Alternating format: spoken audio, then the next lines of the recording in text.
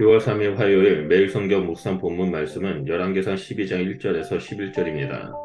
열왕기상 12장부터 예고된 이스라엘의 분열 과정과 남북 이스라엘의 초대 왕들을 기술합니다. 먼저 오늘 본문 말씀에서는 솔로몬에 이어 왕이 될 르호보암에 대해 나옵니다.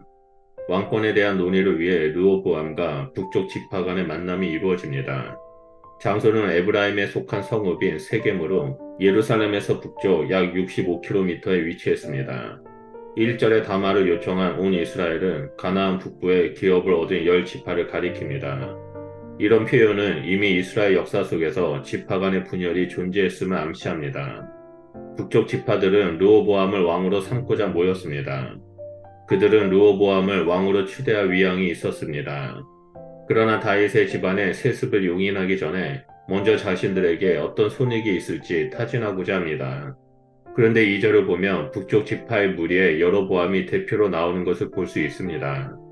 여로보암의 등장은 하나님이 아이사 선지자를 통해 그가 이스라엘 열 지파의 왕이 될 것이라 예고하신 이를 상기시키므로 앞으로 어떻게 일이 전개될지 긴장감을 줍니다.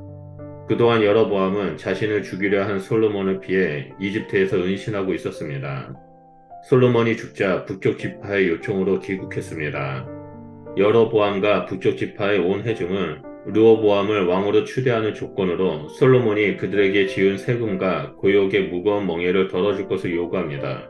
그동안 백성은 물리적, 경제적, 군사적 등 다방면에서 고통의 시간을 보냈기에 다윗 왕조에 대한 불만이 쌓여 있었습니다. 과거 솔로몬이 왕이 된 후 이스라엘 전 지역을 12개 행정구역으로 나눠 예루살렘과 유다 지파 중심의 통치 체제를 이끌었습니다.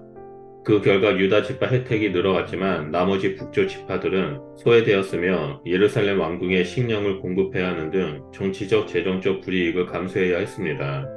조직 개편과 더불어 솔로몬의 건축 및 국제 무역의 확장으로 백성은 가중한 세금과 고역까지 떠안았습니다. 게다가 북쪽에서는 아람이, 남쪽에서는 에돔이 이스라엘을 압박하므로 백성의 중압감과 불안은 고조되었습니다. 그러는 사이 북쪽 지파의 여로보암은 하나님으로부터 열 지파의 왕으로 지명되었습니다. 이제 솔로몬이 죽고 르호보암이 그들 위에 군림하기를 원합니다. 북쪽 지파들은 다윗 왕조에 계속 충성해야 할지 여로보암과 새 나라를 시작해야 할지 갈림길에 섰습니다. 백성의 요구를 들은 르호보암은 어떻게 대응해야 할지 자문관들의 의견을 구하고 숙고할 시간이 필요했습니다. 그는 북쪽의 백성들에게 3일 후 다시 오라고 명합니다. 이에 백성은 해산합니다.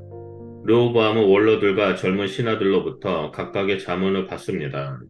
원로들은 솔로몬의 생전에 솔로몬을 보필했던 자들로 대부분 지혜와 경험이 풍부하고 시세를 읽을 줄 알며 왕에게 충성한 자들이었습니다. 반면 젊은 신하들은 르호보암과 어린 시절부터 함께 자란 친구들이었습니다. 11개 저자는 이들을 어린 사람이라 칭했으나 르호보암이 41세의 왕이 되었으므로 그들은 결코 어리지 않았습니다. 이는 원로들과 대조되는 그들의 미숙함과 어리석음을 조롱하는 표현입니다.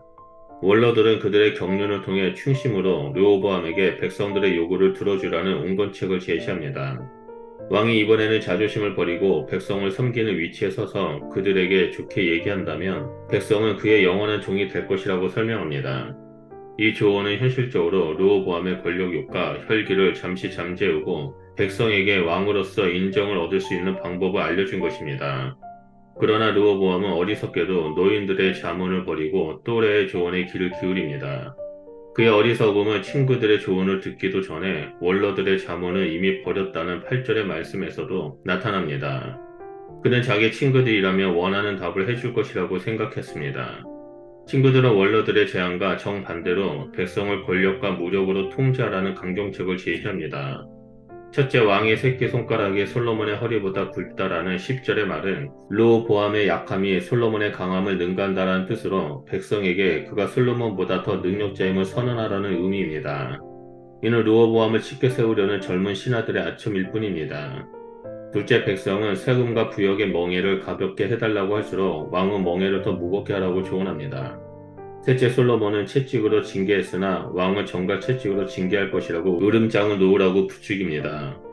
정갈 채찍은 쇠 조각들을 등에 박은 채찍을 가리키며 무력 통치를 의미합니다. 이것이 르호보암이 원했던 답변이었습니다. 르호보암과 그의 친구들은 왕이 국가의 최고 권력자로서 약한 자들을 강경하고 무자비하게 다루는 게 합당하다라고 여겼습니다. 이런 의견은 백성들의 요구를 완전히 무시한 처사였습니다. 이들은 하나님의 말씀에 전혀 관심이 없었고 현실을 외면하고 권력과 무력으로 왕권을 획득하려 드는 미련한 자들이었습니다. 르호보암은 원로들의 올바른 자문을 버렸습니다. 그에게 원로들의 자문이 듣고 싶은 말이 아니었기 때문입니다. 르호보암에게 있어 자문은 몰라서 묻는 겸손이 아니라 하고 싶은 것을 정당화하는 요식행위였을 뿐입니다. 르호보암을 통해서 우리는 말씀을 제대로 듣는 것보다 더 중요한 것은 어떤 마음으로 말씀을 듣는지에 대한 태도에 있음을 봅니다. 순종의 마음으로 듣는가 아니면 자신의 행위와 자신의 자리를 정당하기 위해 요식적인 행위로 듣고 말씀을 도구 삼아 이용하고 있는가입니다. 마지막 때가 되면서 점점 하나님의 말씀을 자기가 원하는 것을 위해 이용하는 자들이 많아짐을 보게 됩니다. 오늘 함께 이른 아침에 묵상하시는 우리 성도님들은 자기의 정당성과 이익을 위해 말씀을 도구 삼아 이용해서 사람들의 눈을 가리는 자가 되는 것이 아니라 하나님 말씀에 온전히 순종하는 귀한 그리스도인이 되시길 바랍니다. 성령의 충만함과 하나님의 말씀에 따라 순종하는 삶이 마지막 때를 살아가는 그리스도인의 마땅한 도리입니다. 그러므로 십자가 앞에 나와 자기를 비우고 성령의 충만함과 주의 말씀이 흥황케 되는 놀라운 성도의 삶을 살아가시길 주님의 이름으로 축원드립니다. 기도하겠습니다. 하나님, 우리가 이 땅에서 하나님 앞에 서서 하나님 말씀을 들을 때 내가 원하는 것을 이루기 위해 말씀을 이용하고 하나님 앞에 기도하는 자가 되는 것이 아니라 하나님 앞에 겸손히 서서 말씀을 듣고 말씀에 온전히 순종하는 그리스도인이 되겠습니다. 그러나 우리를 통해 하나님의 말씀의 역사가 나타나게 하시고 이 땅 가운데 말씀이 흥하게 되고 성령의 충만하심이 나타남으로 말미암아 하나님 나라가 확장되고 하나님의 온전한 백성된 삶을 살아가는 자가 될 수 있도록 함께하여 주시옵소서. 그래서 날마다 주님과 동행하고 늘 승리하는 삶을 살아가는 자가 될 수 있도록 역사하여 주시옵소서. 감사드리며 예수님 이름으로 기도드립니다. 아멘.